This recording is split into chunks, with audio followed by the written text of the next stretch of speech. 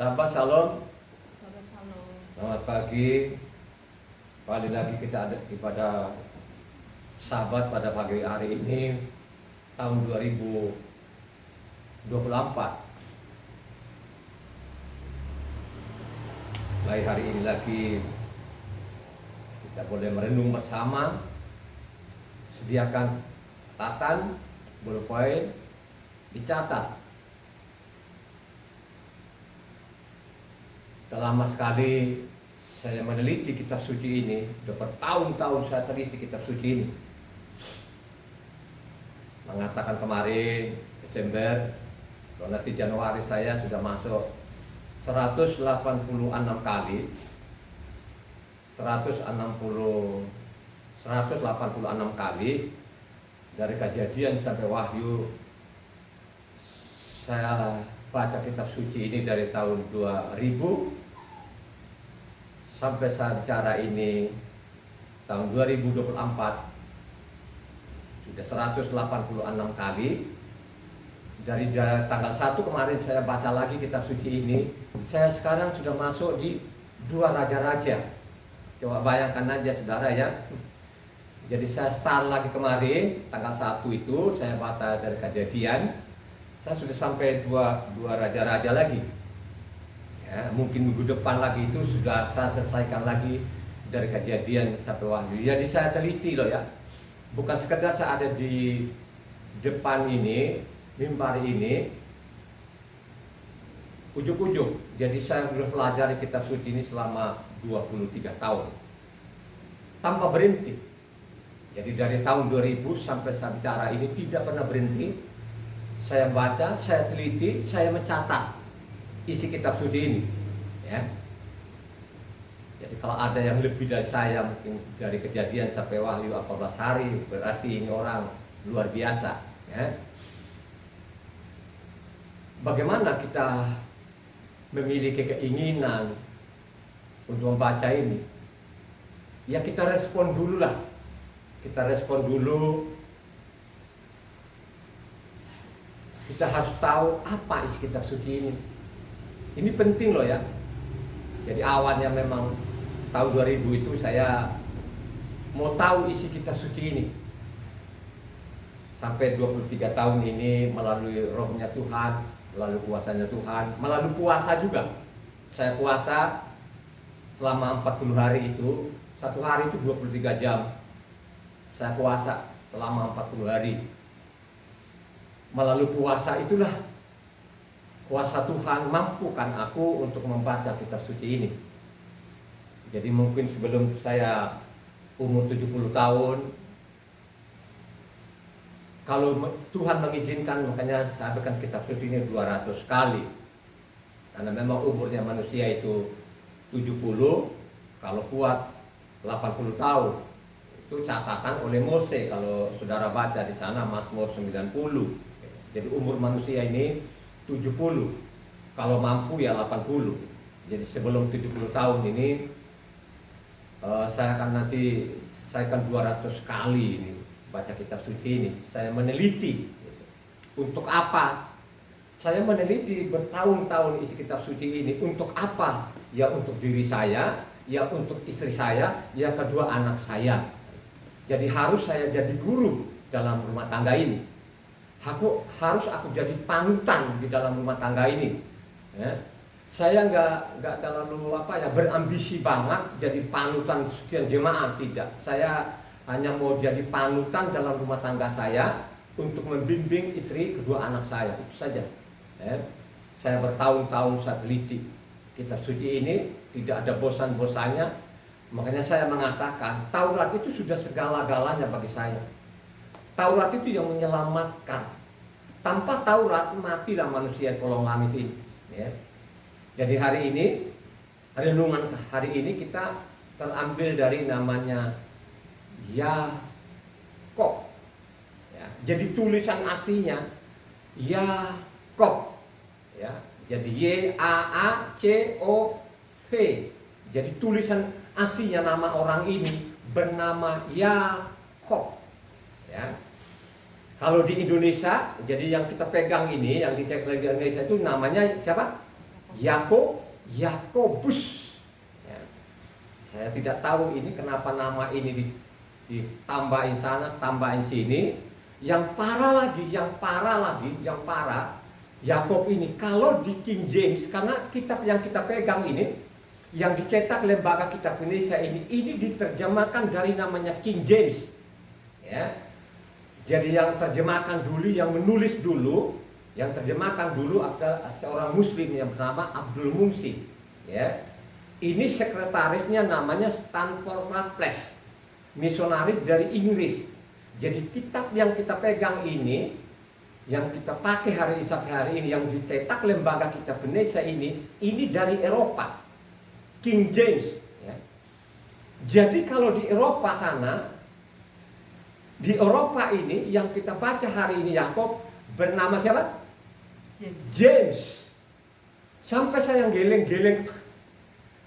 Luar biasa loh ini. Ini saya anggap kejahatan manusia. Kenapa saya bilang kejahatan manusia ini? Karena nama ini diganti. Kalau kita baca kitab suci ini, makanya perlu kita teliti namanya kitab suci ini, ya kan?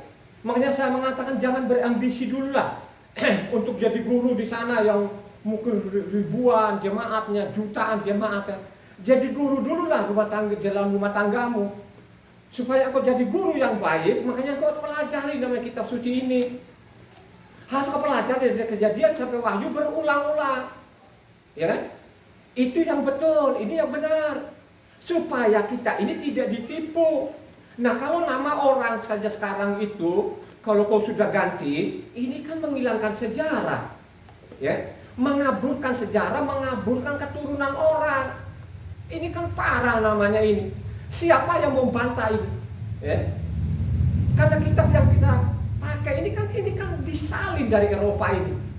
Namanya King James. King James ini kan paling banyak di Eropa sana, kan dipakai lah mereka dari Swiss sampai Amerika, Belanda itu kan King James. Ya. Di sana itu namanya James.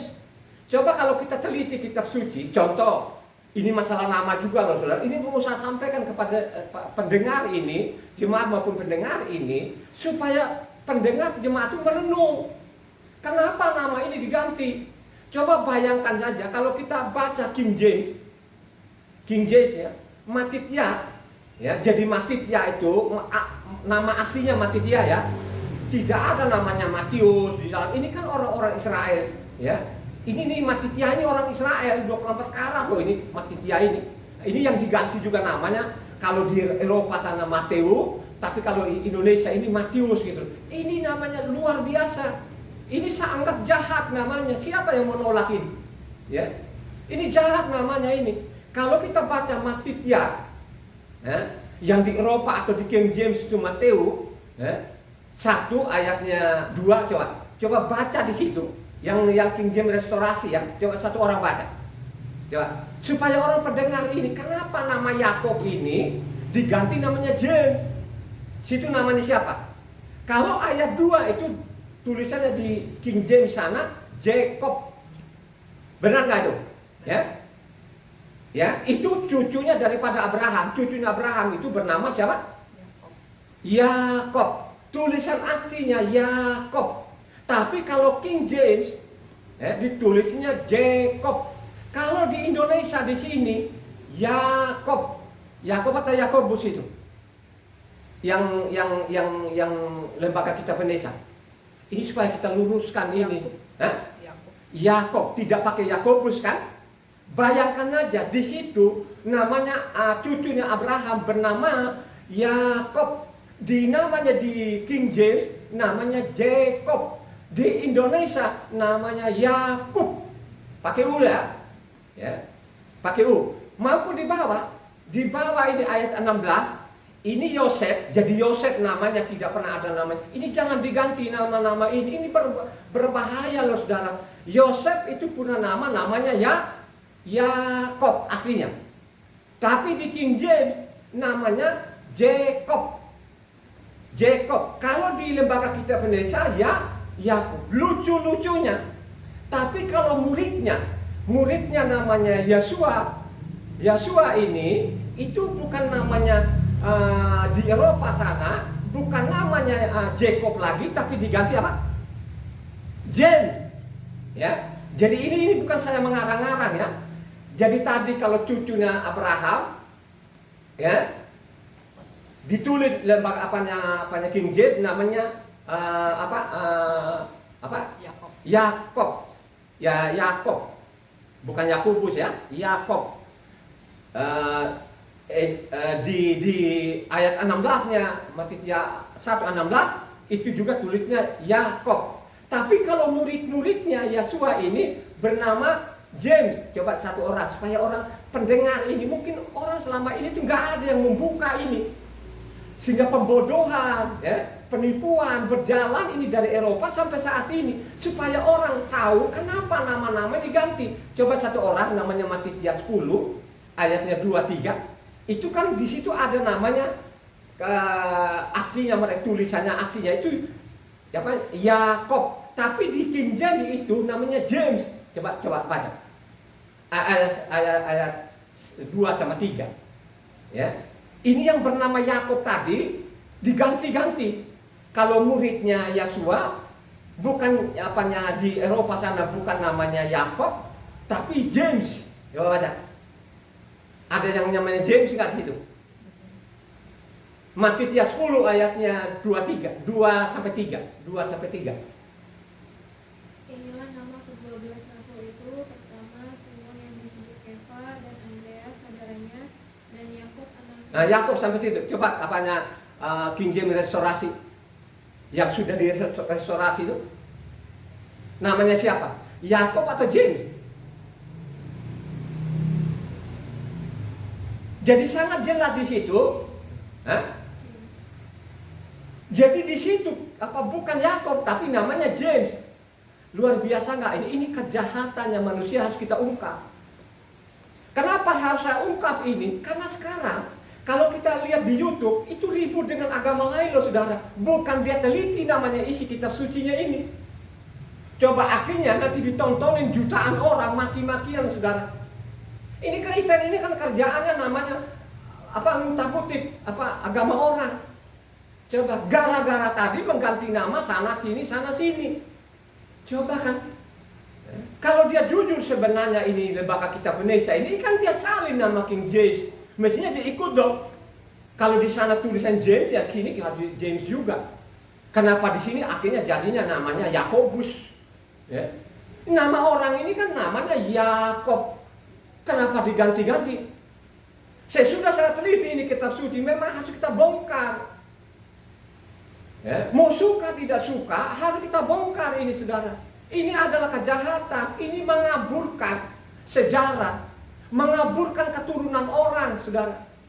Bayangkan namanya tadi yang kita baca hari ini namanya Yakob jadi James di Eropa sana. Gimana sih? Coba sekarang Yakob 1 ayatnya Yakob 3 ayat 1-18 dibaca. Ya. Jadi namanya orang ini harus kembalikan yang benar. Namanya Yakob. Ini orang Israel loh ya. Ini orang Israel, bukan orang Yunani, bukan orang Roma, bukan orang Eropa, bukan. Ini orang lahirnya dari rahim ibunya bernama Yakob. Yakob 3 ayat 1-18. Yang kenyang. Saudara-saudaraku, janganlah banyak orang di antara kamu mau menjadi guru. Sebab kita tahu bahwa sebagai guru kita akan dihakimi menurut ukuran yang lebih berat. Sebab kita semua bersalah dalam banyak hal, barang siapa tidak bersalah dalam perkataannya, ia adalah orang sempurna, yang dapat juga mengendalikan seluruh tubuhnya. Kita mengenakan kekang pada mulut kuda, sehingga ia menuruti kehendak kita. Dengan jalan demikian kita dapat juga mengendalikan seluruh tubuhnya. Dan lihat saja kapal-kapal, walaupun amat besar dan digerakkan oleh angin keras, namun dapat dikendalikan oleh kemudi yang amat kecil menurut kehendak jurumudi. Demikian juga lidah, walaupun suatu anggota kecil dari tubuh, namun dapat memegahkan perkara-perkara yang besar. Lihatlah, betapapun kecilnya api, ia dapat membakar hutan yang besar. Lidah pun adalah api, ia merupakan suatu dunia kejahatan dan mengambil tempat di antara anggota-anggota tubuh kita sebagai suatu yang dapat menodai seluruh tubuh dan menyalakan roda kehidupan kita, sedang ia sendiri dinyalakan oleh api neraka. Semua jenis binatang liar, burung-burung, serta binatang-binatang menjalar dan binatang-binatang laut dapat dijinakkan dan telah dijinakkan oleh sifat manusia. Tetapi tidak seorang pun yang berkuasa menjinakkan lidah. Ia adalah sesuatu yang buas, yang tak terkuasai dan penuh racun yang mematikan. Dengan lidah kita memuji Tuhan Bapa kita, dan dengan lidah kita mengutuk manusia yang diciptakan menurut rupa Elohim. Dari mulut yang satu keluar berkat dan kutuk. Hal ini saudara-saudaraku tidak boleh terjadi, demikian terjadi. Adakah sumber memancarkan air tawar dan air pahit dari mata air yang sama? Saudara-saudaraku, adakah pohon ara dapat menghasilkan buah zaitun, dan adakah pokok anggur dapat menghasilkan buah ara? Demikianlah juga mata air asin tidak dapat mengeluarkan air tawar. Siapakah di antara kamu yang bijak dan berbudi, baiklah ia dengan cara hidup yang baik menyatakan perbuatannya oleh hikmat yang lahir dari kelemah lembutan. Jika kamu menaruh perasaan iri hati dan kamu mementingkan diri sendiri, janganlah kamu memegahkan diri dan janganlah berdusta melawan kebenaran. Itu bukanlah hikmat yang datang dari atas, tetapi dari dunia, dari nafsu manusia, dari setan-setan. Sebab di mana ada iri hati dan mementingkan diri sendiri, di situ ada kekacauan dan segala macam perbuatan jahat. Tetapi hikmat yang dari atas adalah pertama-tama murni, selanjutnya pendamai, peramah, penurut, penuh belas kasihan dan buah-buah yang baik. Tidak memihak dan tidak munafik. Dan buah yang terdiri dari kebenaran ditaburkan dalam damai untuk mereka yang mengadakan damai. Demikian firman Tuhan.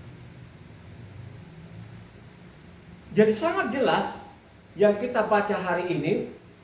Kalau kita baca ayat 1 itu, jangan berebut jadi guru loh, ya.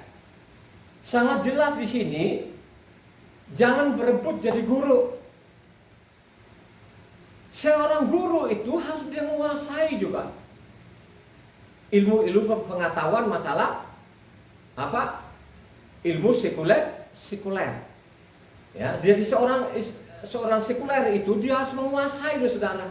Dia harus mempelajari, ya, sehingga nanti dia mengajarkan kepada muridnya. Jadi tidak boleh keluar dari namanya ilmu sekuler yang dia pelajari, saudara. Itu ketentuannya begitu. Begitu juga lah namanya ilmu kerohaniannya ini tidak boleh keluar dari namanya hukumnya Tuhan, tidak boleh. Ya. Kalau nanti misalnya kau ini melawan namanya kebenaran, ya, bertentangan dengan kebenaran ini, bertentangan dengan hukumnya Tuhan ini akan dihukum lebih berat. Ya. Jadi sangat jelas ini yang kita baca ayat 1-nya tadi, ya, akan dihukum lebih berat. Ya. Makanya seorang guru itu dia harus memiliki kriteria. Ya. Tidak begitu saja sekarang pengen sekali namanya di mimbar. Di mimbar itu harus jadi contoh, harus jadi teladan. Makanya saya mengatakan tadi, saya tidak terlalu berambisi untuk jadi guru yang jutaan orang. Jadi guru dulu dalam rumah tangga ini. Ya.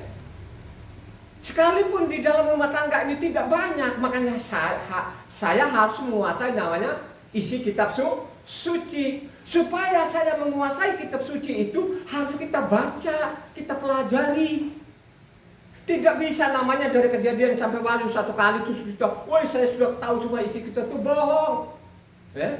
Saya ini kan sudah 23 tahun. Saya baca dari Kejadian sampai Wahyu sudah 186 kali. Ya. Masih banyak juga kekurangan-kekurangan loh saudara yang saya alami ini saudara. Ya. Masih banyak loh yang saya tidak mampu juga loh saudara. Ya. Makanya dari situlah sering saya berdoa saya ambil saja namanya dari Ulangan 29 ayat 29. Yang saya tidak tahu itu bagian Tuhan.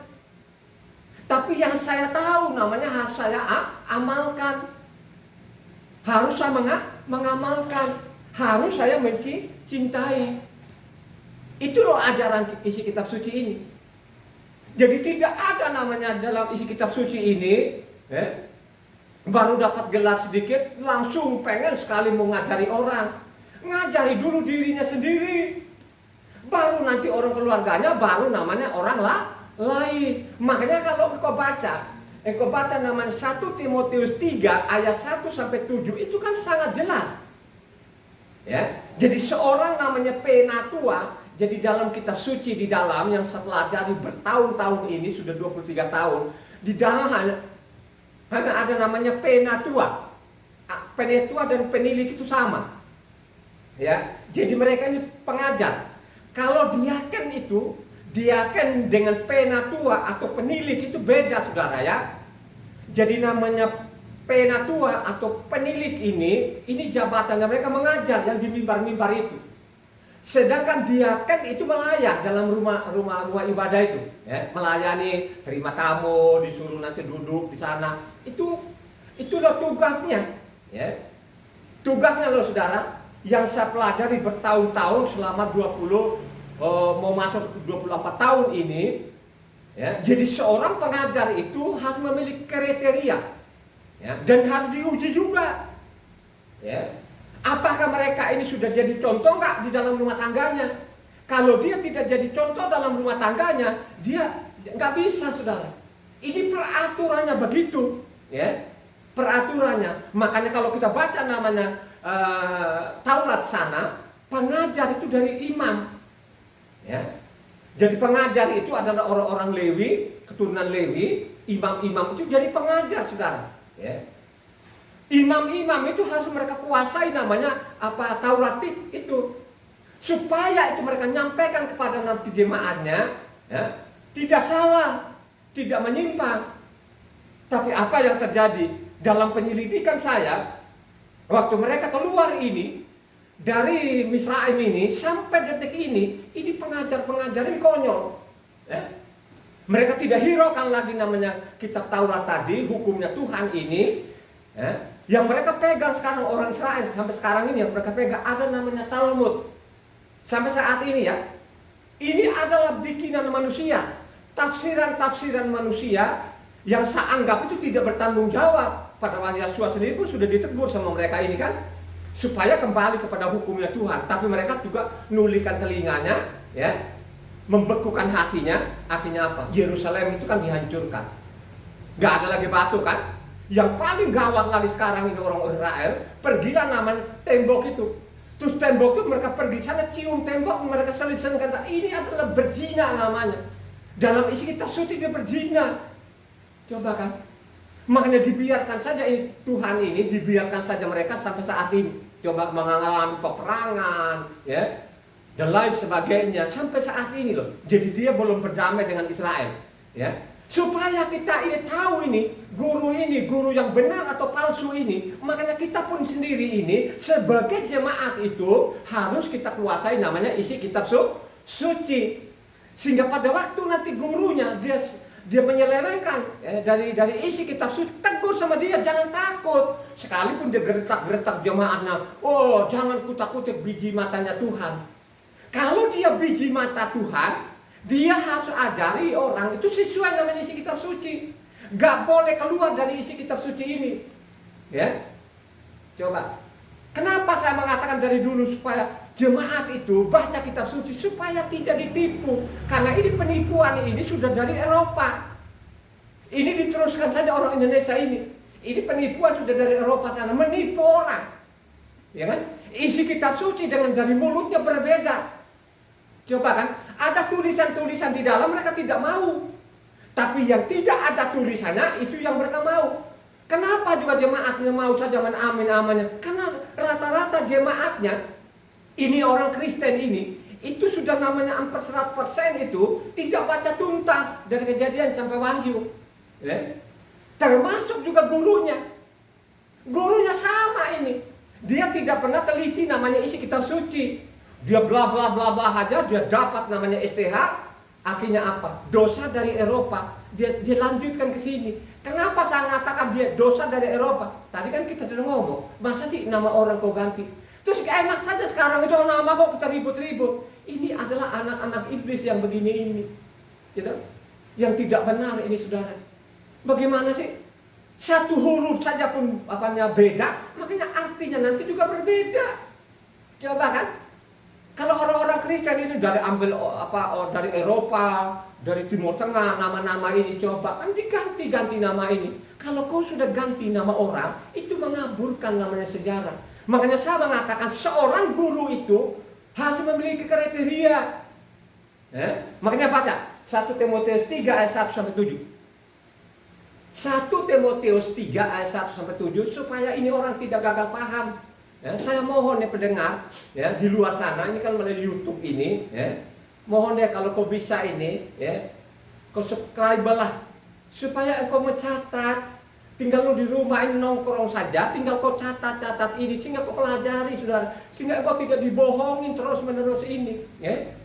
Ya, sekarang kan di depan kita ini, di zaman kita sudah kelihatan ini bencana demi bencana, malapetaka dengan yang luar biasa. Baca 1 Timotius 3 ayat 1 sampai 7 yang keras. Benar. Supaya pendengar ini mendengar. Baca. Benarlah perkataan ini, orang yang menghendaki jabatan penilik jemaat menginginkan pekerjaan yang indah. Karena itu pendiri jemaat haruslah seorang yang tak bercacat, suami dari satu istri, dapat menahan diri, bijaksana, sopan, suka memberi tumpangan, cakap, mengajar orang. Bukan peminum, bukan pemarah, melainkan peramah, pendamai, bukan hamba uang. Seorang kepala keluarga yang baik disegani dan dihormati oleh anak-anaknya. Jikalau seorang tidak tahu mengepalai keluarganya sendiri, bagaimanakah ia dapat mengurus jemaat Elohim? Janganlah ia seorang yang baru bertobat, agar jangan ia menjadi sombong dan kena hukuman iblis. Hendaklah ia juga mempunyai nama baik di luar jemaat, agar jangan ia digugat orang dan jatuh ke dalam jerat iblis. Jadi itulah kriterianya. Dia bukan hamba uang, dia menampung orang. Coba kan? Dia harus jadi kepala rumah tangga yang baik. Dia punya nama baik di luar, itu kriterianya. Seorang pengajar, seorang penilik, seorang penatua itu, dia harus memiliki itu. Kalau dia tidak memiliki itu, dia hanya sekedar dapat STH. Terus akhirnya dosa ini yang dari Eropa sana diteruskan sampai saat ini.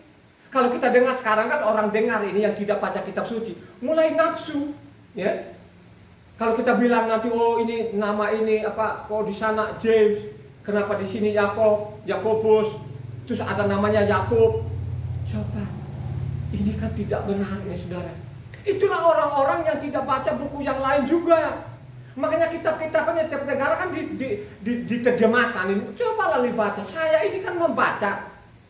Ada yang dari lembaga kitab Indonesia, dari kitab Indonesia itu dari Kejadian sampai Maliak itu tulisan aslinya saya coba saya koreksi di situ, saya teliti di situ, saya teliti tulisan aslinya kan tulisan Ibrani, ya. Ibrani itu aslinya dia Iprim, ya.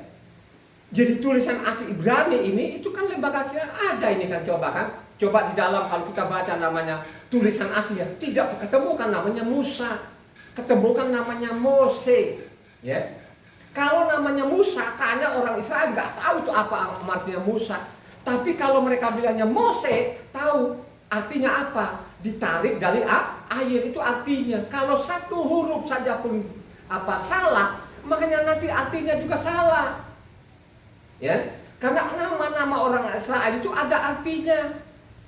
Gitu?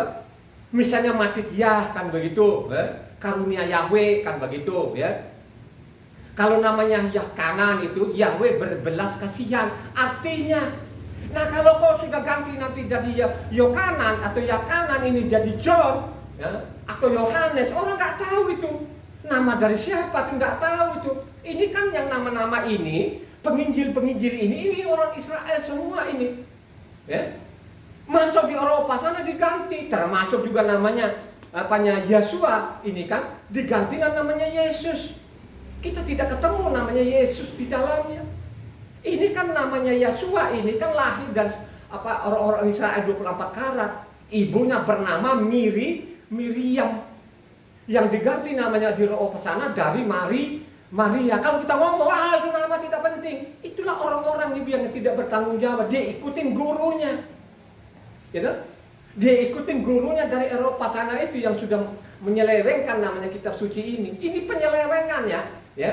Dari namanya zaman Moses sampai kepada namanya Zaman rasul-rasul dulu itu sudah diselewengkan ini kitab suci ini. Ada yang ditambahin, ada yang dikurangi. Contoh, misalnya Matius 11 ayat 12 itu bagaimana mereka menyelewengkan itu sampai zaman rasul-rasul. Coba Matius 11 ayat 12 mereka selewengkan. Baca. Sejak tampilnya Yohanan Pembaptis hingga sekarang, kerajaan surga diserong dan orang yang menyerongnya mencoba menguasainya. Jadi dari dulu, dari namanya mereka serong sampai zaman rasul-rasul ini.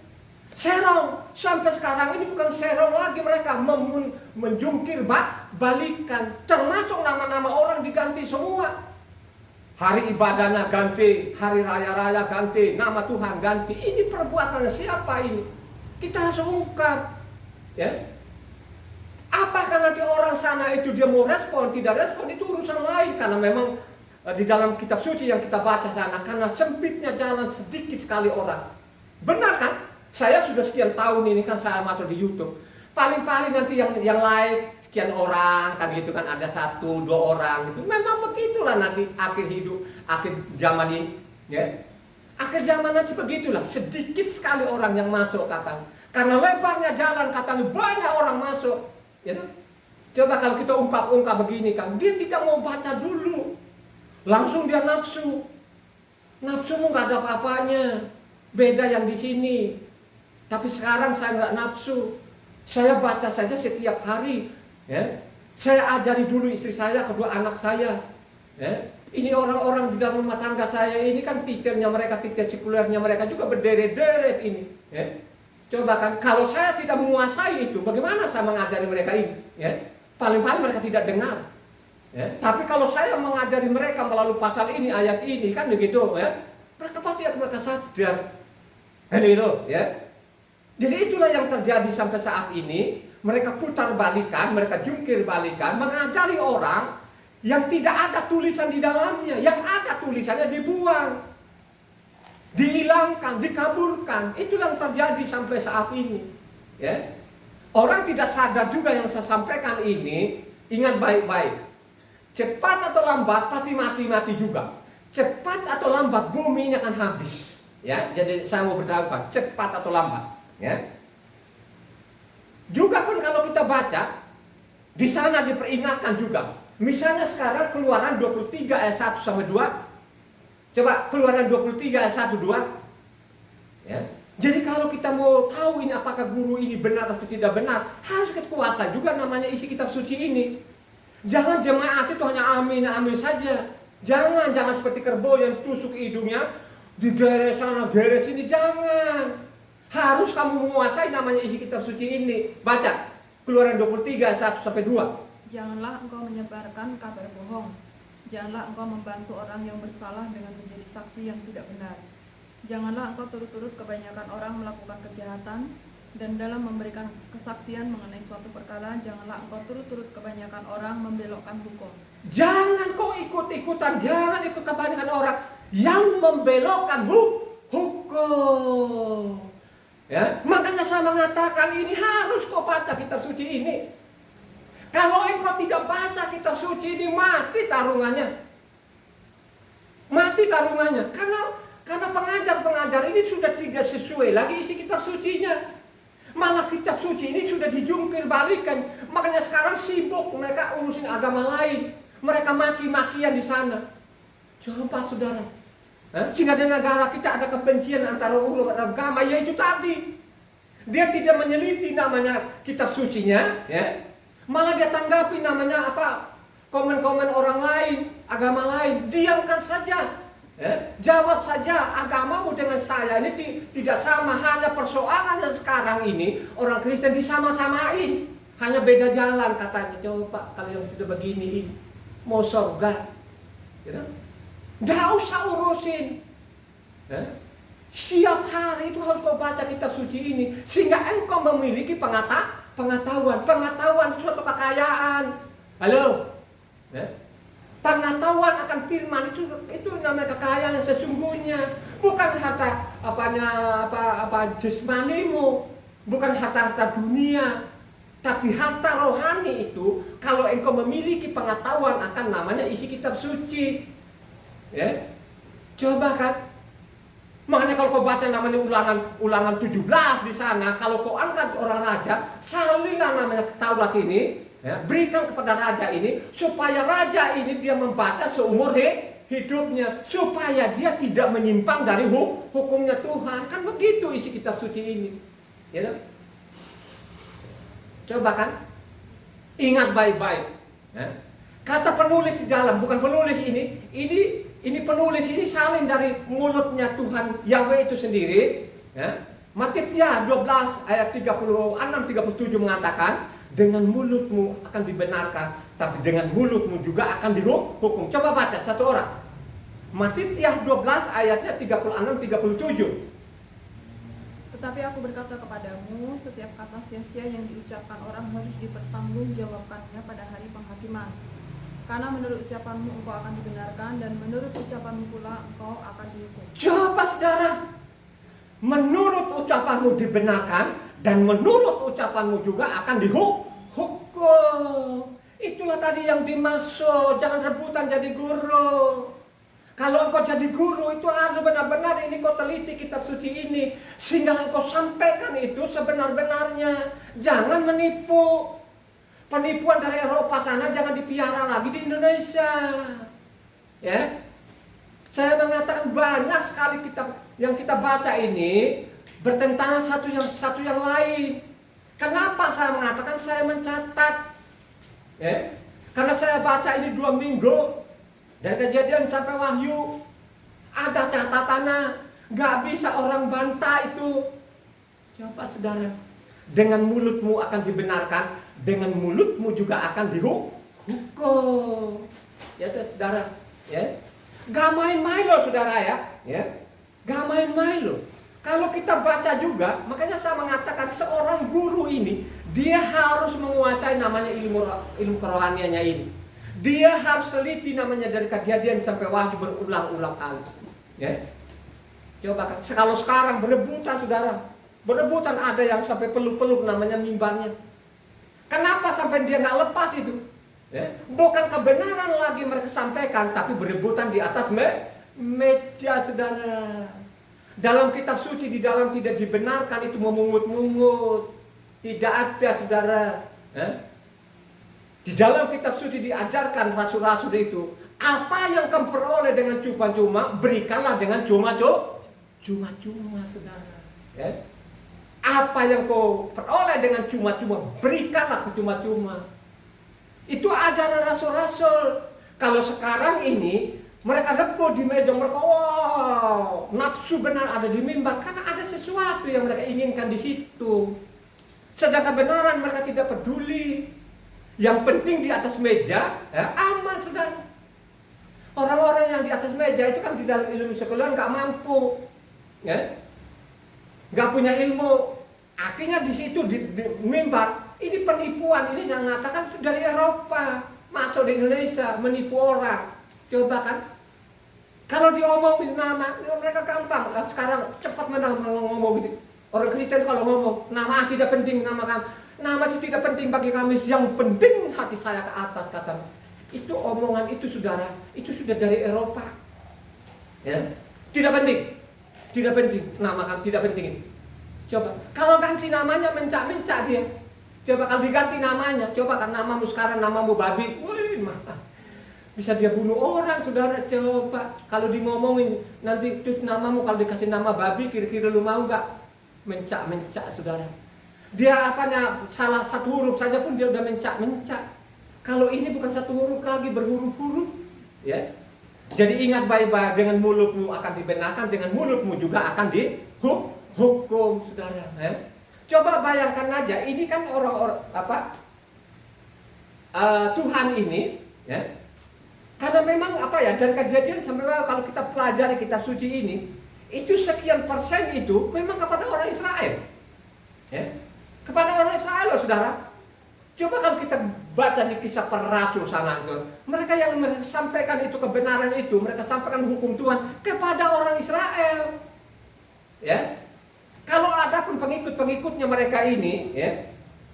Misalnya ada Titus, Filemon, kan begitu. Itu pembantunya rasul-rasul ini. Itu pembantunya namanya Rasul Saul. Mereka tidak ambil bagian sebagai penatua, bukan. Penatua itu semua dari bangsa Israel, tidak ada dari bangsa lain. Coba kan saudara, akhirnya kemudian hari kitab ini diselewengkan saudara, dijungkir balikan. Coba kan, seperti nama Tuhan sudah ganti, hari-hari ibadah, hari-hari raya berganti semua saudara. Kalau ditanya saudara membabi buta, coba. Kalau ditanya, mereka tidak pakai pasal dan ayat. Katanya. Itulah jawabannya yang kita dengar. Prihatin saudara. Coba kan. Makanya kalau kita baca, namanya satu Kepa. Jadi Kepa ya namanya ini. Kepa bukan Petrus. Ini tidak tahu lagi dari mana mereka ini. Ini yang mengganti Kepa ini adalah Tuhan Yesus sendiri. Karena aslinya Kepa ini bernama Simon. Simon itu dikasih namanya Kepa. Kepa itu artinya batu karang, kan begitu loh. Tuhan mengganti namanya, bukan orang-orang rasul yang mengganti nama ini, bukan. Jadi yang menulis Kepa ini, kalau kita baca dari Matitia sampai Wahyu itu, yang sering memanggil Kepa itu adalah namanya Rasul Saul. Tapi kalau tulisan lain itu namanya Petrus. Jadi Kepa, satu Kepa 4 ayat 17-18. Perhatikan di situ, 1 Kepa 4 ayat 17-18. Karena sekarang telah tiba saatnya penghakiman dimulai, dan pada rumah Elohim sendiri yang harus pertama-tama dihakimi. Dan jika penghakiman itu dimulai pada kita, bagaimanakah kesudahannya dengan mereka yang tidak percaya pada Injil Elohim? Dan jika orang benar hampir-hampir tidak diselamatkan, apakah yang akan terjadi dengan orang fasik dan orang berdosa? Coba kan saudara, penghakiman nanti dari dalam rumah-rumah yang dimaksud ini, penghakiman nanti dari orang Israel dulu. Coba kalau dia dari Israel dulu saudara, ya bagaimana nanti bangsa-bangsa ini yang nyelewengkan namanya isi kitab suci ini, yang membolak-balik isi kitab suci ini, yang mengganti-ganti nama orang, yang berganti-ganti nama Tuhan ini saudara. Ingat baik-baik saudara ya.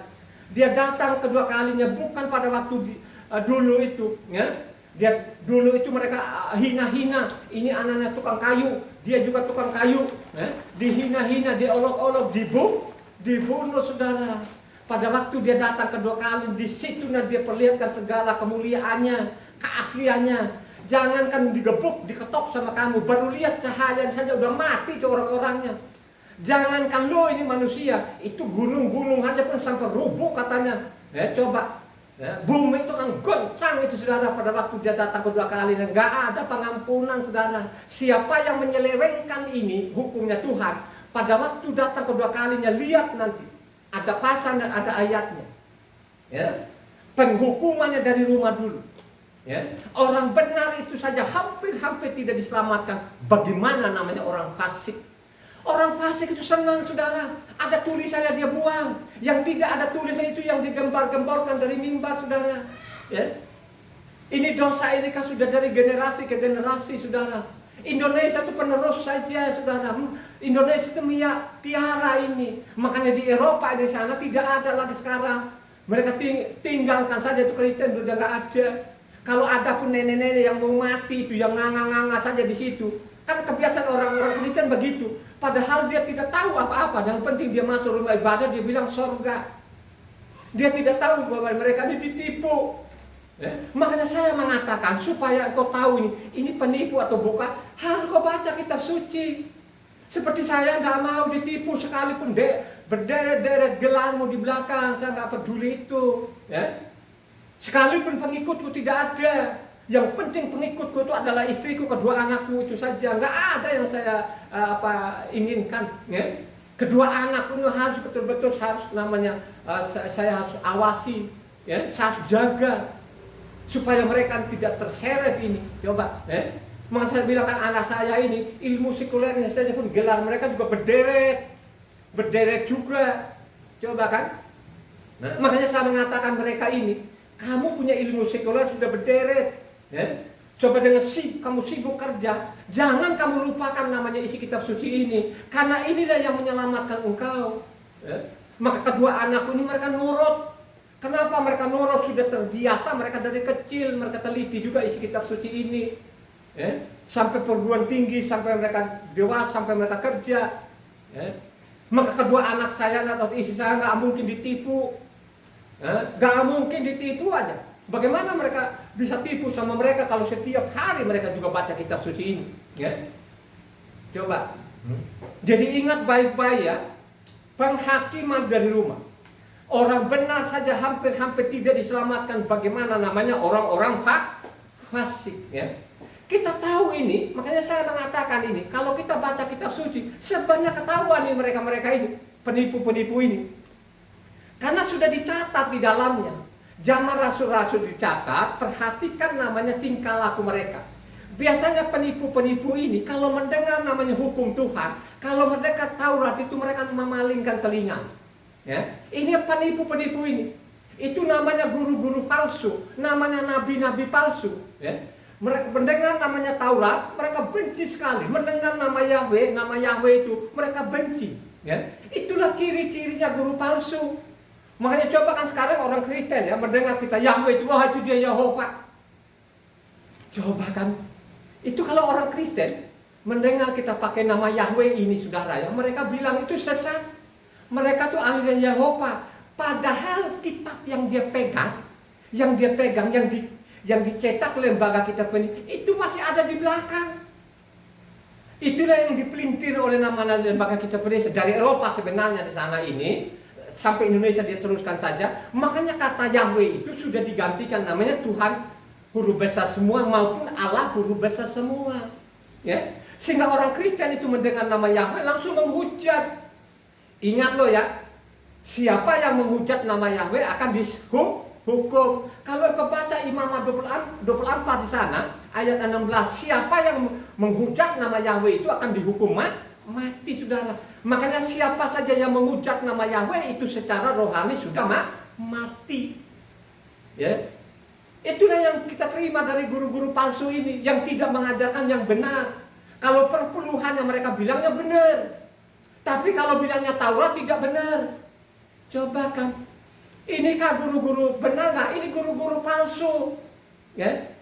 Harus kita awasi. Awasi dulu keluargamu. Ya. Supaya kita tahu ini. Mereka masih bilang kembali lagi lah. Bacalah kitab suci ini. Renungkan siang dan malam. Karena ini yang menyelamatkan. Ini kekal namanya. Ya. Makanya sana sudah ditulis oleh namanya Kepa. Ya. 2 Kepa 2 ayat 1 sampai 2 Kepa 2 ayat 1 2. Sebagaimana nabi-nabi palsu dahulu tampil di tengah-tengah umat Elohim, demikian pula di antara kamu akan ada guru-guru palsu. Mereka akan memasukkan pengajaran-pengajaran sesat yang membinasakan, bahkan mereka akan menyangkal penguasa yang telah menebus mereka, dan dengan jalan demikian segera mendatangkan kebinasaan atas diri mereka. Banyak orang akan mengikuti cara hidup mereka yang dikuasai hawa nafsu, dan karena mereka jalan kebenaran akan dihujat. Coba kan saudara, mereka hujat loh. Mereka dengan Taurat itu Taurat gak berlaku, tidak, Taurat sadis. Mereka hujat.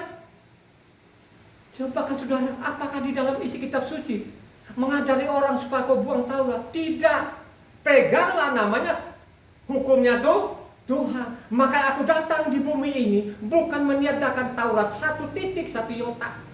Siapa yang meniadakan 1 titik 1 iota masuk neraka. Mereka nekat.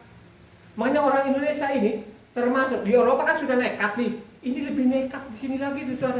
Sekalipun berulang-ulang kali. Kan malah bisa lihat kan dari YouTube ini. Berapa orang yang like, ya? Coba berapa orang yang nonton, saudara? Ya? Coba kan, kalau dia ngerti itu pasti dia like. Dia like, yakin.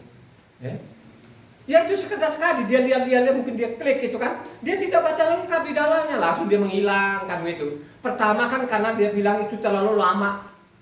Dia lebih suka Pak pendetanya kalau dia khotbah 1 menit, 2 menit. Amin, selesai. Coba kan. Ya. Yang penting saya masuk di rumah ibadah, ya sudah selamat. Di dalam isi kitab suci nggak begitu. Berbahagialah orang yang merenungkan firman Tuhan siang dan malam. Itulah orang yang selamat. Yang memiliki pengetahuan isi kitab suci, itulah yang selamat. Bukan orang itu yang amin amin amin, yang nggak tahu apa-apa. Sudah dari mimbarnya sudah ngawur. Ya, coba kan. Sudah mimbarnya ngawur, pasti di depannya orang ngawur juga. Coba kan. Kalau orang kerja kan coba, waduh, dari pagi ini. Coba kan. Dari jam 5 dia sudah jalan, dia pulang lagi jam 10. Coba. Kapan dia mau baca kitab suci itu? Akhirnya apa? Yang dia jungkir balikin pada waktu dia mengalami sakit segala macam, akhirnya yang dia tabung-tabung habis lagi coba. Itulah yang tidak punya pengetahuan. Pada Tuhanmu itu dia menjamin kalau mau betul-betul mencintai namanya hukumnya, perintah-perintah Tuhan. Ya. Mestinya gitu guru-guru ini mengajar seperti itu mestinya. Tapi mereka tidak mau. Mereka meneruskan saja ini dosa yang bertumpuk-tumpuk ini, ya, menipu orang. Ya. Siapa yang membantai? Ya, makanya saya bilang kalau kau komentar pakai pasal dan ayat, kita akan balas dengan pasal dengan ayat, ya kan? Aduh, saya sudah bilang 23 tahun lengkap saya loh saudara ya, tiap pasal saya catat, tiap pasal saya catat. Jadi kalau ada coba-coba yang komentar itu saudara ya, kita adu ilmu. Makanya saya mengatakan, mau adu ilmu sekuler, ya, yo salah denin. Mau adu namanya ilmu kerohanian, ya salah denin. Ya. Saya memperoleh ilmu sekuler itu saya belajar buku-buku sekuler, saya belajar ilmu-ilmu teknik supaya nanti pada waktu kerja jangan nganga-nganga, gitu. Sehingga pada waktu kita kerja nanti tidak dibentak-bentak. Saya waktu kerja dulu nggak ada yang bentak-bentak, ya. Coba kan? Makanya mereka mengatakan ini yang punya perusahaan mana ya? Ini atau ini? Karena saya seorang pekerja, bagaimana namanya perusahaan ini maju? Kalau perusahaannya maju, pasti juga saya senang. Makanya harus saya kuasai ilmu. Namanya ilmu sekuler atau ilmu teknik. Coba kan? Begitu juga lah hal-hal surgawi ini. Seorang guru itu dia harus menguasai ilmu-ilmu sekuler. Sumbernya dari mana? Ya dari kitab suci. Saya tidak larang lu baca namanya buku Bapak Gerejamu.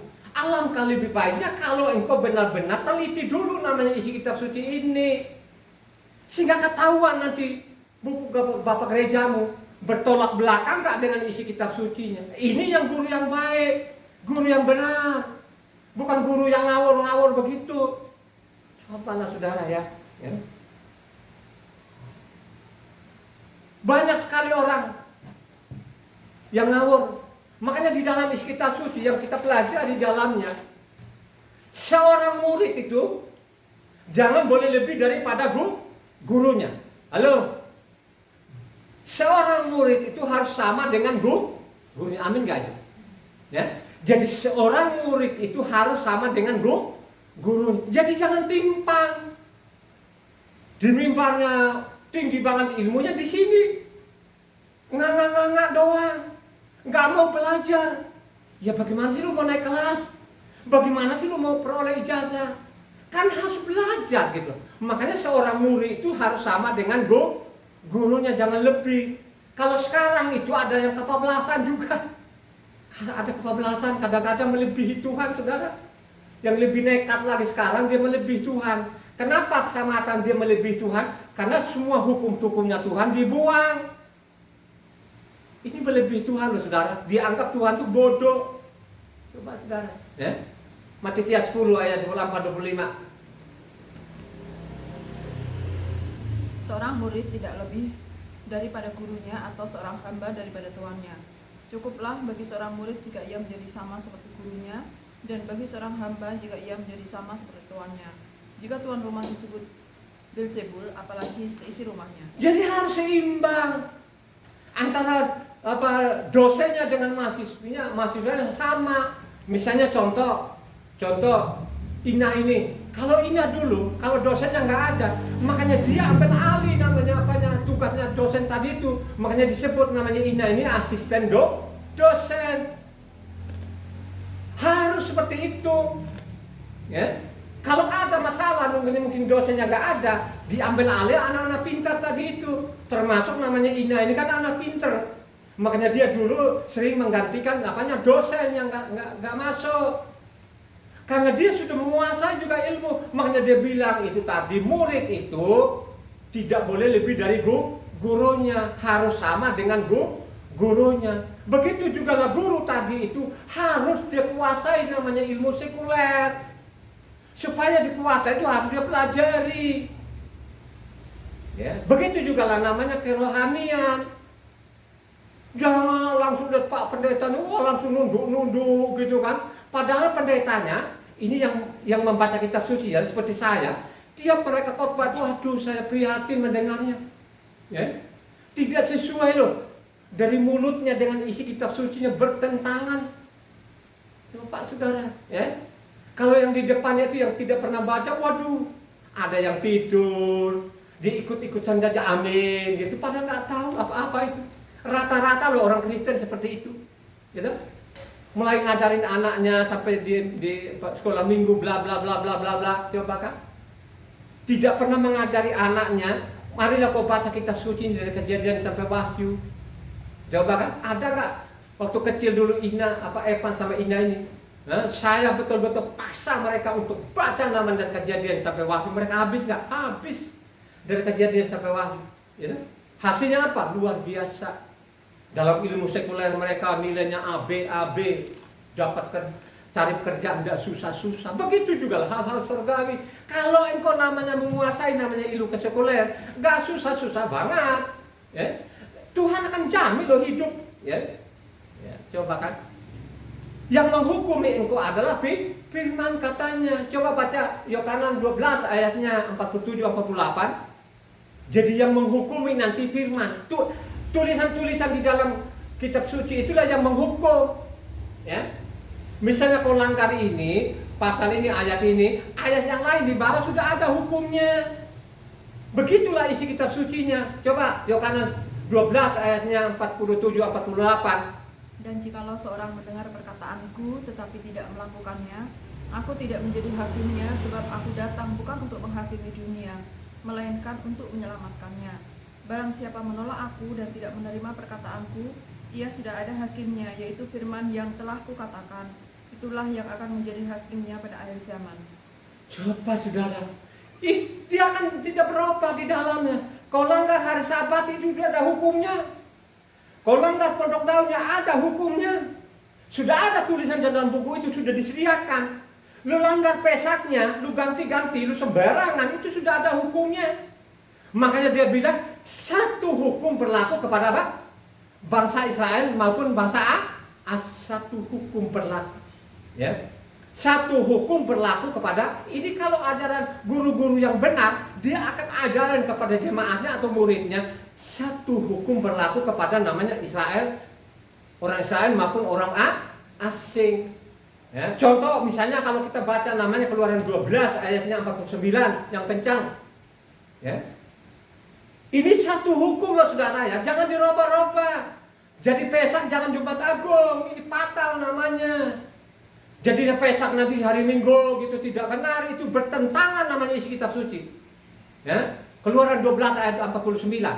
Satu hukum saja akan berlaku untuk orang asli dan untuk orang asing yang menetap di tengah-tengah. Kalau engkau baca namanya Keluaran 12 itu masalah Pesak. Jadi Pesak itu tanggal 14 apa? Nisan tidak boleh keluar dari itu. Makanya dia bilang di bawah satu hukum berlaku kepada namanya orang Israel maupun bangsa asing, maupun juga imamat. Imamat 24 ayat 22 mengatakan Imamat 24 ayat 22, satu hukum berlaku bagi kamu, baik bagi orang asing maupun bagi orang Israel asli, sebab akulah Yahweh Tuhan. Coba kan, satu hukum berlaku kepada orang Israel maupun orang asing. Berjalanlah waktu dirubah-rubah segala-gala. Ya. Yang paling jahat sampai nama-nama orang saudara. Nah, diganti. Ini kejahatan, harus kita bongkar. Coba kan, harus kita bongkar. Siapa yang melawan ini? Ya. Misalnya juga namanya Bilangan 15 ayat 15-16. Bilangan 15 ayat 15-16. Bilangan 15 ayatnya 15 sampai 16. Mengenai jemaah itu haruslah ada satu ketetapan bagi kamu dan bagi orang asing yang tinggal padamu. Inilah suatu ketetapan untuk selama-lamanya bagi kamu turun-temurun. Kamu dan orang asing haruslah sama di hadapan Yahweh. Satu hukum dan satu peraturan berlaku bagi kamu dan bagi orang asing yang tinggal padamu. Coba saudara, satu hukum tadi kan kalau kita baca mundur ke ayat 9-nya, bilangan 9 ayatnya 16, ini juga masalah diulang loh saudara. Diulang juga di situ masalah Pesak, bilangan 9 ayatnya 16. Ayat 14. Apabila seorang asing yang telah menetap padamu hendak merayakan Pesak bagi Yahweh, maka haruslah ia merayakannya menurut segala ketetapan dan peraturan Pesak. Satu ketetapan harus berlaku bagi kamu, baik bagi orang asing maupun bagi orang. Coba diperingatkan kita masalah Pesak ini saudara, ya? Membohongi orang, akhirnya Pesak ini diawor-aworin. Makanya mereka bilang Jumat Agung, makanya nanti mereka Pesaknya hari Minggu. Telitilah kitab suci ini, ya. Saya mengatakan kenapa mereka pakai Jumat Agung. Mereka tidak membedakan di dalam waktu membaca kitab suci itu persiapan namanya Sabat, tapi tidak baca lengkap. Persiapan Sabat itu yang dimaksud itu namanya Sabat besar. Kalau bahasa aslinya namanya apa? Sabat Hagadol atau Sabat besar. Yang dimaksud itu adalah namanya Pesak tanggal 14 Nisan, ya. Itulah yang dipelintir-pelintir ini, ya. Masuklah Indonesia dipiara. Akhirnya tadi Pesaknya yang mengatakan satu hukum berlaku kepada namanya orang Israel maupun orang asing diabaikan saudara, ya. Ya. Makanya kita lanjut lagi namanya bilangan 15 ayatnya 22 sampai 31. Baca yang lengkap ini, perhatikan ini bilangan 15 ayat 22 sampai 31 yang cepat. Ini satu hukum berlaku loh ya. Bilangan 15 25 atau 15. 22 sampai 31. Dosa yang tidak sengaja. Apabila kamu tidak sengaja melalaikan salah satu dari perintah ini yang telah difirmankan Yahweh kepada Mose, yakni segala yang diperintahkan Yahweh kepadamu dengan perantaraan Mose, mulai dari hari Yahweh memberikan perintah-perintahnya dan seterusnya turun-temurun. Dan apabila hal itu diperbuat di luar pengetahuan umat ini, tidak dengan sengaja, maka haruslah segenap umat mengolah seekor lembu jantan muda sebagai korban bakaran, menjadi bau yang menyenangkan bagi Yahweh, serta dengan korban sajiannya dan korban curahannya. Sesuai dengan peraturan, juga seekor kambing jantan sebagai korban penghapus dosa. Maka haruslah imam mengadakan pendamaian bagi seluruh segenap umat Israel, sehingga mereka beroleh pengampunan, sebab hal itu terjadi tidak dengan sengaja, dan karena mereka telah membawa persembahan-persembahan mereka sebagai korban api-apian bagi Yahweh, juga korban penghapus dosa mereka di hadapan Yahweh karena hal yang tidak disengaja itu. Segenap umat Israel akan beroleh pengampunan, juga orang asing yang tinggal di tengah-tengahmu, karena hal itu dilakukan oleh seluruh bangsa itu dengan tidak sengaja. Apabila satu orang saja berbuat dosa dengan tidak sengaja, maka haruslah ia mempersembahkan kambing betina berumur setahun sebagai korban penghapus dosa.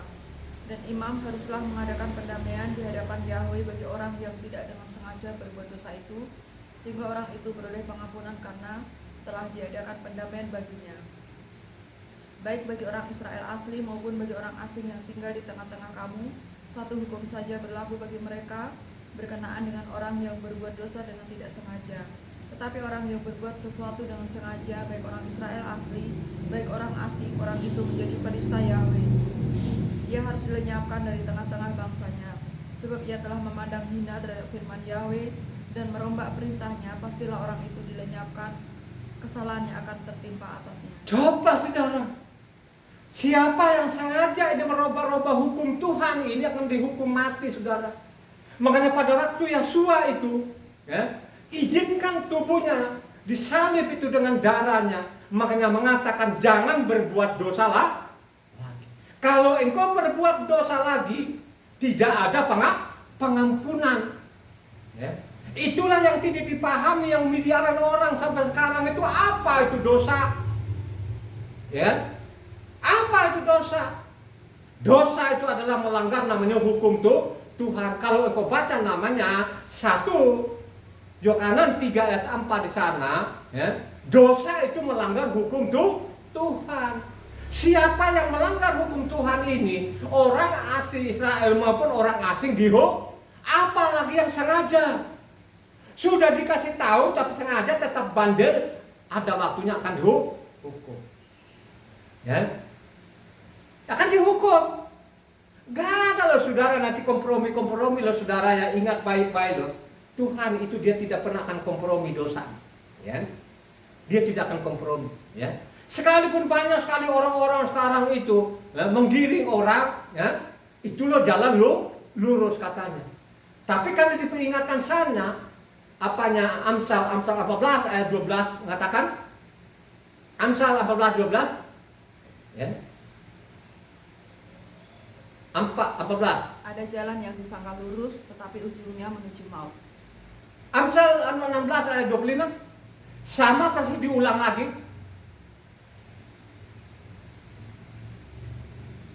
Amsal 16 ayat 25.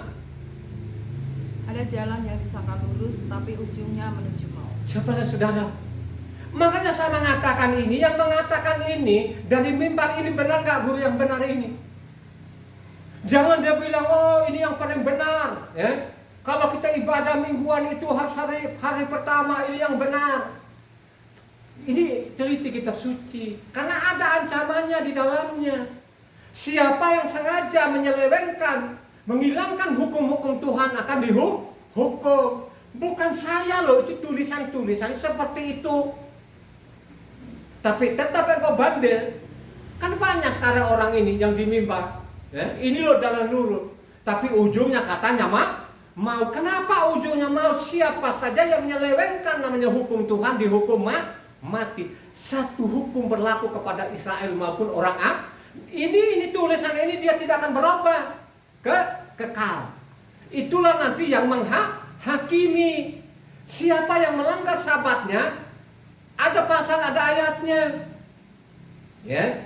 Coba kan, siapa yang melanggar hari sabatnya, ada sanksinya, ada hukumannya, ya. Coba kan, apakah orang masa saya mengatakan ini, memang orang Indonesia itu banyak nekat, ya. Kenapa saya bilang nekat? Karena setiap namanya sabat itu melalui Facebook, saya tulis namanya, berbahagialah orang yang menguduskan sabat, yang tidak menguduskan sabat dihukum mati. Nggak ada yang peduli saudara. Saya lihat juga pun nggak ada tuh. Pasti banyak orang yang baca, tapi dia nggak mau nekan.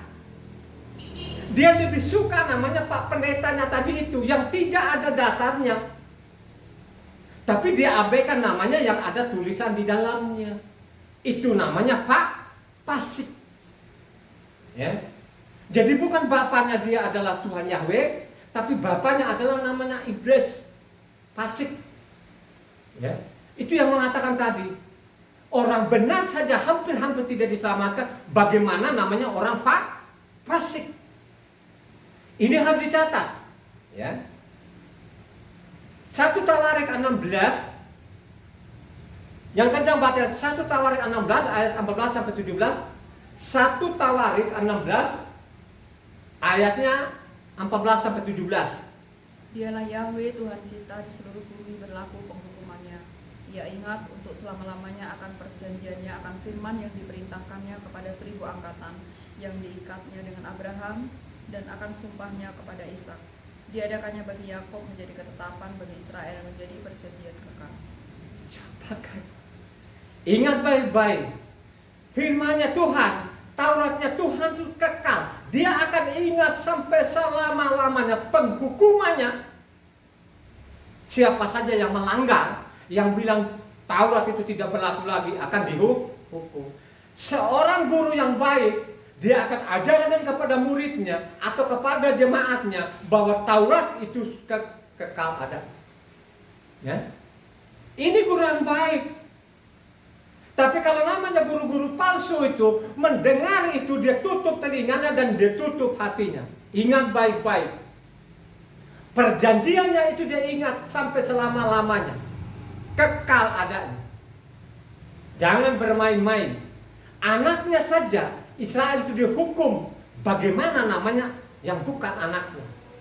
Ingat baik-baik, anaknya saja dihukum. Bagaimana yang bukan anaknya? Ya, gak akan main-main. Ya. Galatia 1 ayat 6 sampai 10 juga demikian. Perhatikan ini suratnya Rasul Saul ini. Jadi yang saya bilang suratnya Rasul Saul ini banyak sekali yang dipelintir-pelintir oleh orang-orang yang tidak bertanggung jawab di dalamnya, banyak sekali yang bertentangan satu sama lain. Tapi ingat ya, Galatia 1 ayat 6 sampai 10. Aku heran bahwa kamu begitu lekas berbalik daripada Dia yang oleh kasih karunia Hamasiah telah memanggil kamu dan mengikuti suatu Injil lain yang sebenarnya bukan Injil.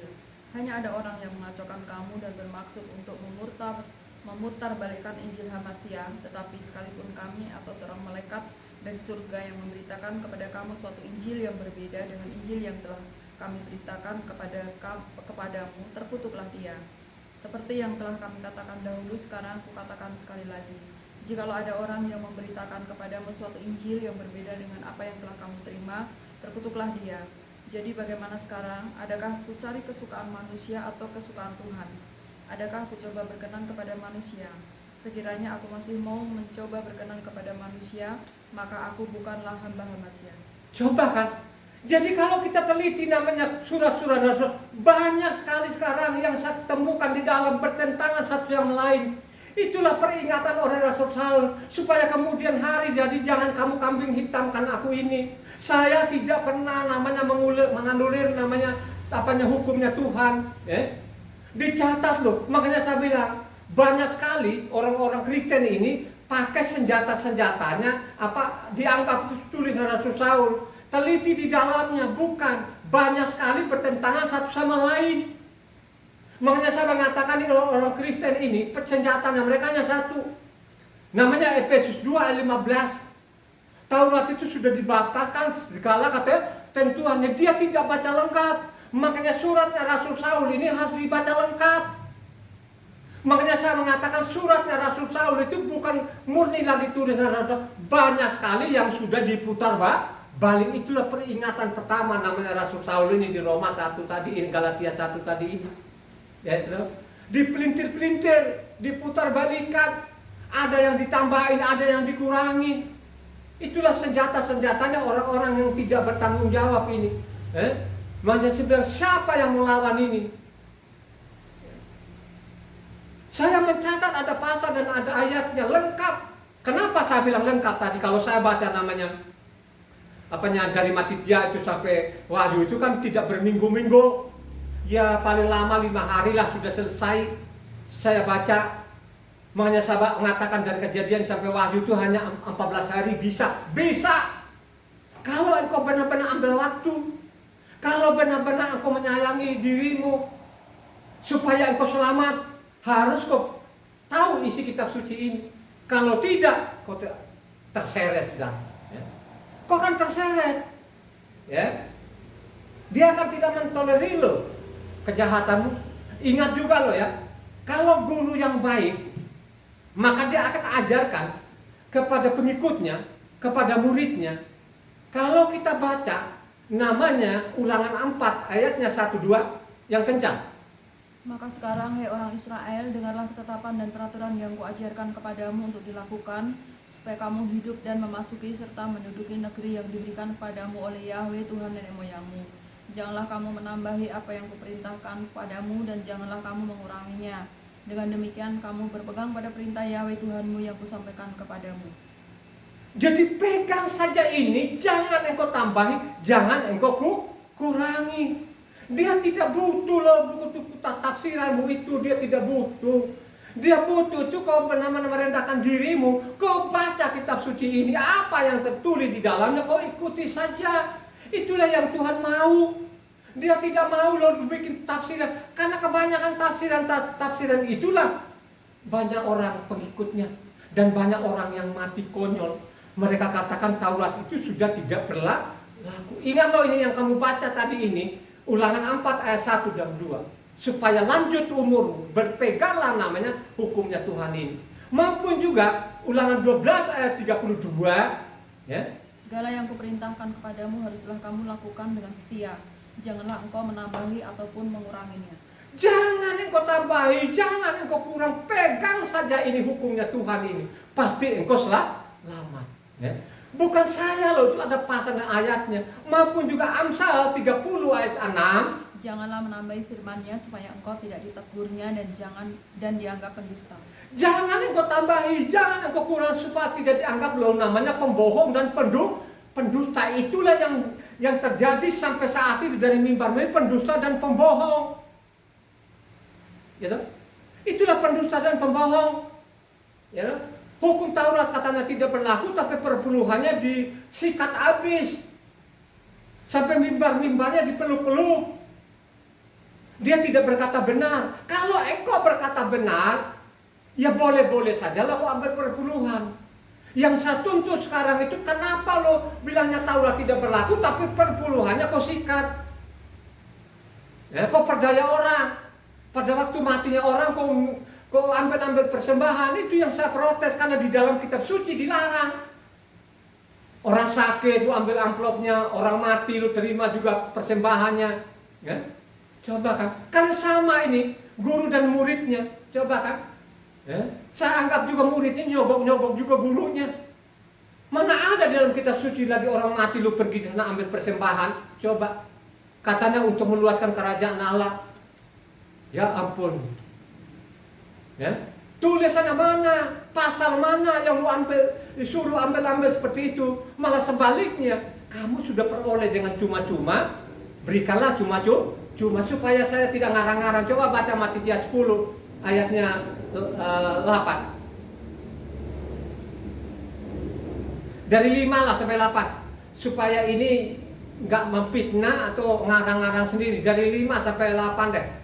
Ke-12 murid itu diutus oleh Yesua dan dia berpesan kepada mereka, janganlah kamu menyimpang ke jalan bangsa lain atau masuk ke dalam kota orang Samaria, melainkan pergilah kepada domba-domba yang hilang dari umat Israel. Pergilah dan beritakanlah kerajaan surga sudah dekat. Sembuhkanlah orang sakit, bangkitkanlah orang mati, tahirkanlah orang kusta, usirlah setan-setan. Kamu telah memperolehnya dengan cuma-cuma, karena itu berikanlah pula dengan cuma-cuma. Coba kamu peroleh dengan cuma-cuma, berikanlah cuma. Sekarang itu belum juga sembuh tuh orang, baru dia tertatih. Wah, itu dia garuk persembahan, saudara. Coba pada ajaran di dalam itu jangan namanya apa? Menerima imbalan, saudara, ya toh? Maupun juga Wahyu 22 ayat 18-19. Aku bersaksi kepada setiap orang yang mendengar perkataan-perkataan nubuat dari kitab ini. Jika seorang menambahkan sesuatu kepada perkataan-perkataan ini, maka Tuhan akan menambahkan kepadanya malapetaka yang tertulis di dalam kitab ini.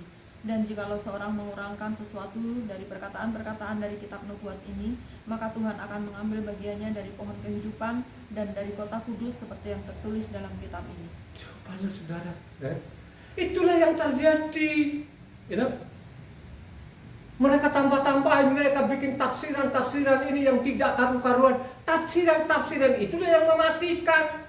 Akhirnya timbul kebencian kepada nama Yahweh, kebencian namanya Taurat, karena yang mengajarkan tadi itu bapak gerejanya, buku-buku bapak gerejanya, bahwa Taurat itu sudah tidak berlaku, ya, sudah nggak zamannya lagi. Itulah ajaran guru-guru palsu sampai saat ini. Jangan engkau ikuti. Ya, ikuti saja apa yang saya katakan tadi itu. Kau tulis, kau renungkan lagi. Ya, bukan itu karangan saya. Isi kitab sucinya seperti itu. Ya.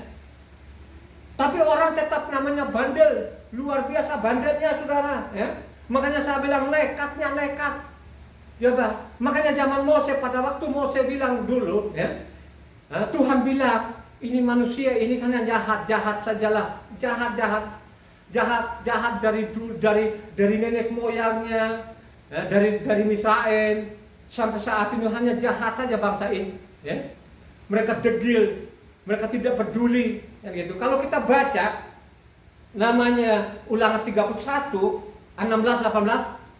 Yahweh berfirman kepada Mose, ketahuilah engkau akan mendapat perhentian bersama-sama dengan nenek moyangmu, dan bangsa ini akan bangkit dan berzina dengan mengikuti ilah asing yang ada di negeri. kemana mereka akan masuk. Mereka akan meninggalkan aku dan mengingkari perjanjianku yang kuikat dengan mereka. Pada waktu itu murkaku akan menyala-nyala terhadap mereka. Aku akan meninggalkan mereka dan menyembunyikan wajahku terhadap mereka, sehingga mereka termakan habis dan banyak kali ditimpa malapetaka serta kesusahan. Maka pada waktu itu mereka akan berkata, bukankah malapetaka itu menimpa kita oleh sebab Tuhan tidak ada di tengah-tengah kita? Tetapi aku akan menyembunyikan wajahku sama sekali pada waktu itu, karena segala kejahatan yang telah dilakukan mereka, yakni mereka telah berpaling kepada ilah lain. Coba kan, akhirnya Tuhan mengatakan ini bahwa nanti akan mereka berpaling dari hukumku. Maka nanti aku akan diamkan sama mereka. Makanya dicatatlah namanya sejarah ini. Perang dunia pertama dan kedua itu ada 6 juta manusia yang mati konyol. Coba, matinya gak enak saudara. Dilempar-lempar ke kamar gas. Apakah Tuhan itu tidak tahu? Karena mereka meninggalkan namanya hukumnya Tuhan. Mereka tidak kenal nama Yahweh lagi. Ini bangsa pilihannya. Ya, ini biji matanya bangsa Israel ini. Ini sudah dinubuatkan, sudah dicatat namanya kitab Mose itu. Ya. Makanya dia bilang juga Mose, saya lagi ada saja, kamu sudah degil benar-benar, sudah berdosa, apalagi nanti sesudah saya nggak ada. Ya.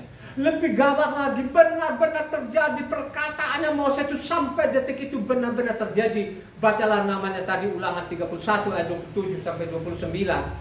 Sebab aku mengenal kedegilan dan tegar tengkukmu. Sedangkan sekarang selagi aku hidup bersama-sama dengan kamu, kamu sudah menunjukkan kedegilanmu terhadap Yahweh. Terlebih lagi nanti sesudah aku mati, suruhlah berkumpul kepadaku segala tua-tua sukumu dan para pengatur pasukanmu. Maka aku akan mengatakan hal yang berikut kepada mereka dan memanggil langit dan bumi menjadi saksi terhadap mereka. Sebab aku tahu bahwa sesudah aku mati, kamu akan berlaku sangat busuk dan akan menyimpang dari jalan yang telah kuperintahkan kepadamu. Sebab itu di kemudian hari malapetaka akan menimpa kamu apabila kamu berbuat yang jahat di mata Yahweh dan menimbulkan sakit hatinya dengan perbuatan tanganmu. Itulah yang terjadi, malapetaka demi malapetaka, bencana demi menimpa.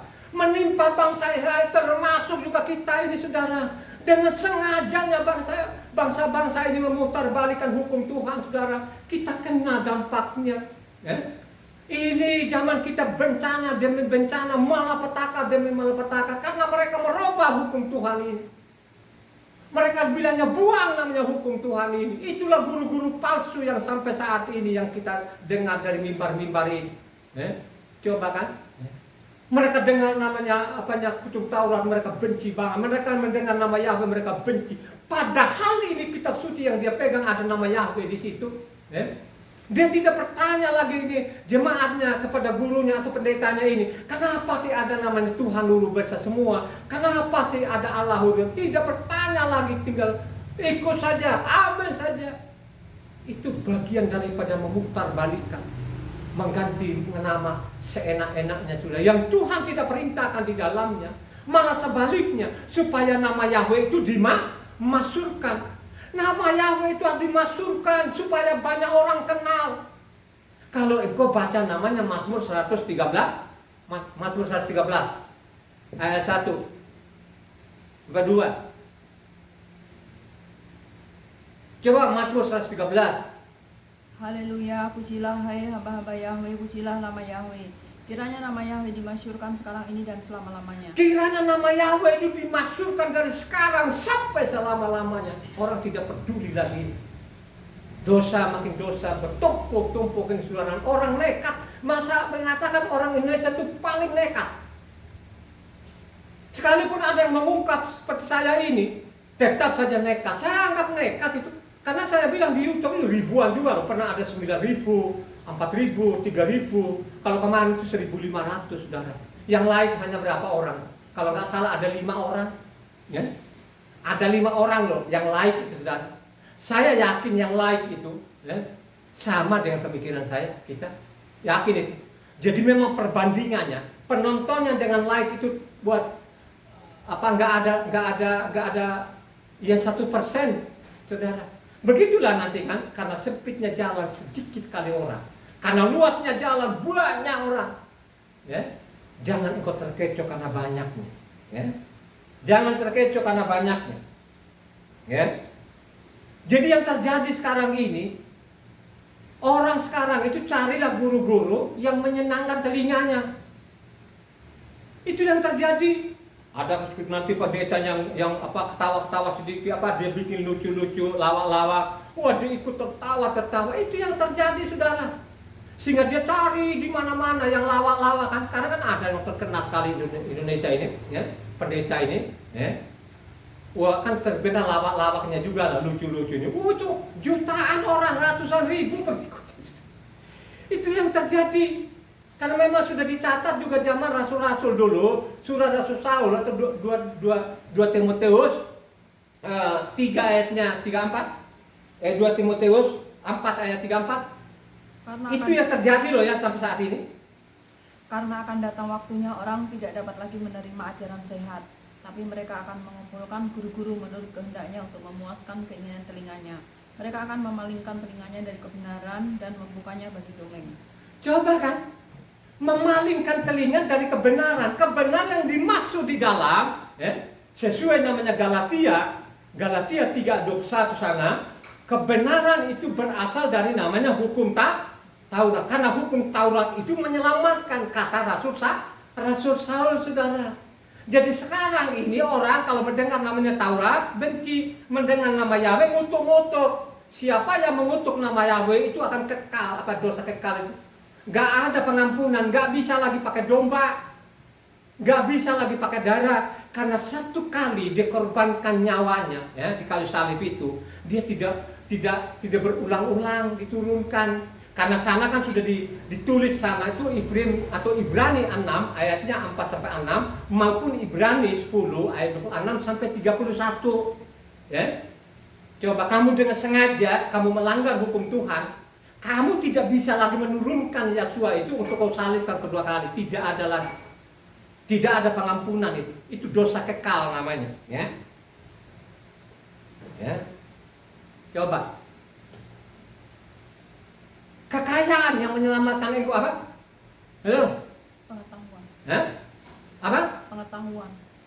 Kekayaan yang menyelamatkan engkau kalau engkau memiliki namanya pengetahuan. Pengetahuan isi kitab suci. Ya. Begitulah dicatat oleh nabi-nabi ini. Makanya nabi-nabi atau guru-guru yang luar biasa ini, ada guru namanya Elia, ada namanya guru Elisa, ada namanya Samuel, ada namanya Yesaya, ada namanya Yeremia, ada namanya Yeskiel. Ini guru-guru benar ini, saudara. Mereka sampaikan namanya bahwa Taurat itu segala-galanya. Taurat itu harus kamu pegang. Ini guru-guru yang benar. Kalau guru-guru sekarang itu malah sebaliknya, menentang namanya hukum Tuhan. Mereka menentang perkataan Tuhan, bahwa aku datang bukan meniadakan Taurat 1 titik 1 iota, tapi diolok-olok. Coba kan? Diolok-olok, ditutup telinganya, termasuk hati-hatinya membatu semua, saudara. Kalau sudah seperti ini, akhirnya banyak kan yang mati konyol sekarang ini kan? Banyak yang mati sia-sia. Ya, Yesaya 33 ayatnya 6. Masa keamanan akan tiba bagimu, kekayaan yang menyelamatkan ialah hikmat dan pengetahuan. Takut akan Yahweh itulah harta benda Sion. Yang menyelamatkan engkau kalau engkau memiliki pengetahuan akan isi kitab suci ini. Ya? Yang menyelamatkan engkau kalau bilangnya Taurat itulah namanya harta kesayangan. Bahwa Taurat itu adalah segala-galanya, lebih murni daripada madu, lebih manis daripada gula. Pasti engkau selamat. Itu namanya kekayaan. 1 Korintus 1 ayat 5 mengatakan, 1 Korintus 1 ayat 5, sebab di dalam Dia kamu telah menjadi kaya dalam segala hal, dalam segala macam perkataan dan dalam segala pengetahuan. Jadi pengetahuan itu adalah kekayaan, pengetahuan akan firman, pengetahuan akan hukum-hukum Tuhan. Itu namanya kekayaan. 2 Korintus 8 ayat 7. Maka sekarang sama seperti kamu kaya dalam segala sesuatu, dalam iman, dalam perkataan, dalam pengetahuan, dalam kesungguhan untuk membantu, dan dalam kasihmu terhadap kami, demikianlah juga hendaknya kamu kaya dalam pelayanan kasih ini. Itu kekayaan yang sesungguhnya. Ya? Kekayaan bukan lo garuk-garuk dari kantong orang, terus lo perkaya diri. Bukan, saudara. Itu penyelewengan namanya. Kalau kau berkata benar, kau sampaikan kepada jemaatmu bahwa namanya hukum Tuhan segala-gala itu kekayaannya. Maka kau menyelamatkan akan jemaatmu. Jangan diputar balik, saudara. Ya. Ingat baik-baik, peringatan namanya kitabnya Mose itu. Makanya saya mengatakan, kalau engkau baca namanya Imamat 26, di sana ada namanya kutuk dan ada namanya berkat dan kutuk. Kalau berkat itu ayatnya sedikit, tapi kalau kutuk ayatnya itu banyak sekali, saudara. Makanya juga di Ulangan 28 di sana itu ada berkat dan ada kutuk. Ya. Siapa namanya yang meniadakan satu titik saja akan kena kutuk, saudara. Itulah yang terjadi sekarang ini. Banyak orang kena kutuk. Peringatan Rasul Saul tadi, kalau sampai beda yang kami sampaikan ini, terkutuklah mereka. Sampai sekarang ini babak belur, saudara. Coba kita lihat sekarang di Eropa. Mana yang luput lagi?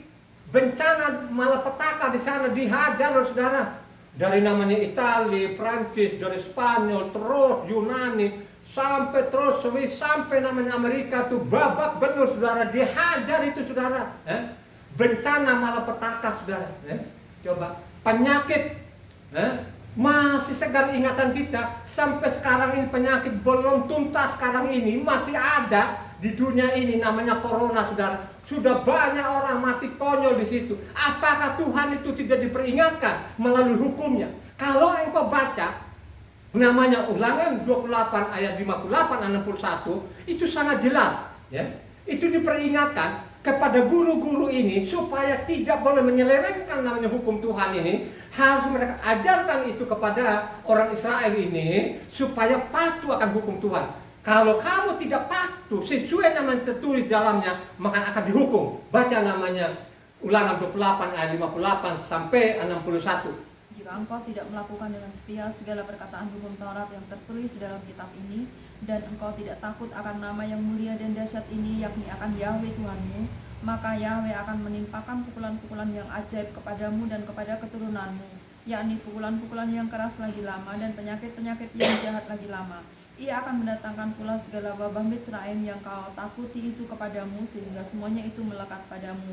Juga berbagai-bagai penyakit dan pukulan yang tidak tertulis dalam kitab Taurat ini akan ditimbulkan Yahweh menimpa engkau sampai engkau punah. Coba kan, akhir sekarang zaman kita ini banyak sekali penyakit yang tidak bisa disembuhkan, saudara. Dan ini namanya yang mati karena penyakit jutaan orang.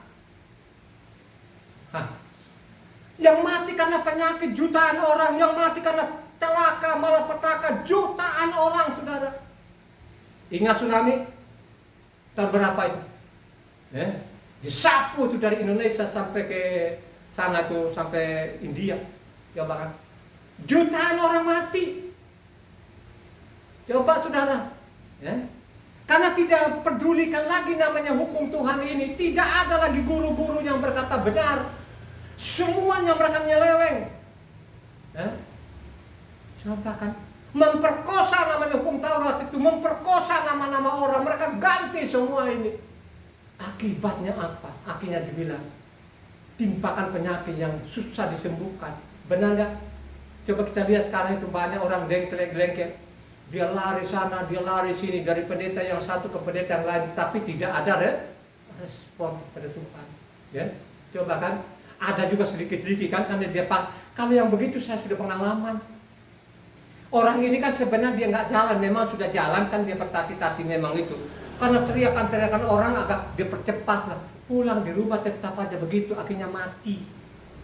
Ya, itulah guru-guru palsu. Makanya saya mengatakan di Indonesia itu banyak sekali nabi-nabi palsu. Ya, dia katanya berbicara kepada Tuhan. Ya, masalah corona itu tidak akan menimpa di Indonesia, kita tolak namanya corona, akhirnya dia sendiri mampus. Coba kan, mereka bilangnya ada lagi, dia bilang lagi di nabi-nabi Indonesia ada di Indonesia, dia pulang pergi ke surga.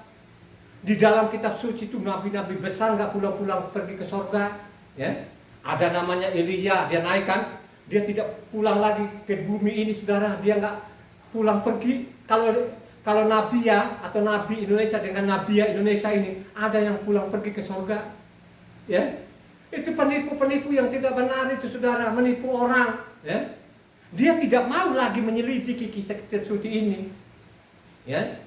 Akhirnya tadi kan, berikan penyakit susah disembuhkan, ya. Fakta loh sampai sekarang ini. Kenapa saya mengatakan ini? Banyak sekali orang yang tidak sadar sampai saat ini, ya, karena penyakit ini. Jadi mereka ini karena itu Bapak semua orang begitu, betul semua orang. Ya. Kalau tidak ada yang berubah dalam hidup saya ini dengan istri saya, kedua anak saya tidak omong masalah penyakit ini. Ya. Coba tahun 2000 tuh saya mengakui bahwa Yahweh itulah Tuhan, tidak ada yang lain satu-satunya. Dia juga lah yang datang di bumi ini, yang mengorbankan nyawanya di kayu salib, bahwa dia adalah Yahweh itu sendiri, tidak ada yang lain. Ya, coba kan, bahwa hukum Tuhan itu adalah segala-galanya. Dari tahun 2000 itulah, makanya saya ambil obat ini. Saya berdiri di sini, saya lempar ke sana.